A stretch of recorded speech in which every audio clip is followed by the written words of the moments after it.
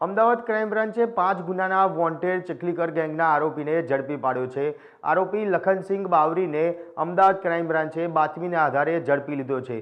આરોપીની ધરપકડ કર્યા બાદ તેની પૂછપરછમાં સામે આવ્યું છે કે તેને જેલમાં હતો અને તે જેલમાંથી બહાર આવ્યા બાદ અલગ અલગ જિલ્લાઓમાં 5 જેટલા ગુનાઓને અંજામ આપ્યો હતો, જેમાં બરોડા અને દાહોદ જિલ્લામાં તેને સૌથી વધારે ચોરીના ગુનાઓને અંજામ આપ્યો હતો। આરોપીની મોરસ ઓપરેન્ડીની વાત કરીએ તો તે દિવસ દરમિયાન તે વિસ્તારના બંધ મકાનને ટાર્ગેટ કરતો હતો અને રાત્રે તે જે બંધ મકાન ટાર્ગેટ કર્યું હોય તેના દરવાજાનું નખુચો તોડી અને આખા ઘરમાં ગરફોડ ચોરી છે તે કરતો હતો।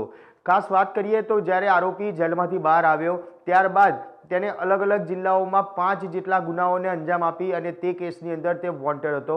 તદુપરાંત વાત કરીએ તો ચીખલીકર ગેંગમાં 2020-21થી આરોપી અલગ અલગ તેની જ ચીખલીકર જાતિના માણસો જોડે રાખીને 34 જેટલા ગુનાઓને અંજામ આપ્યો હતો। ત્યારે આ માસ્ટરમાઇન્ડ આરોપીને હાલ તો અમદાવાદ ક્રાઇમ બ્રાન્ચે ઝડપી પાડી વધુ કાર્યવાહી શરૂ કરી છે।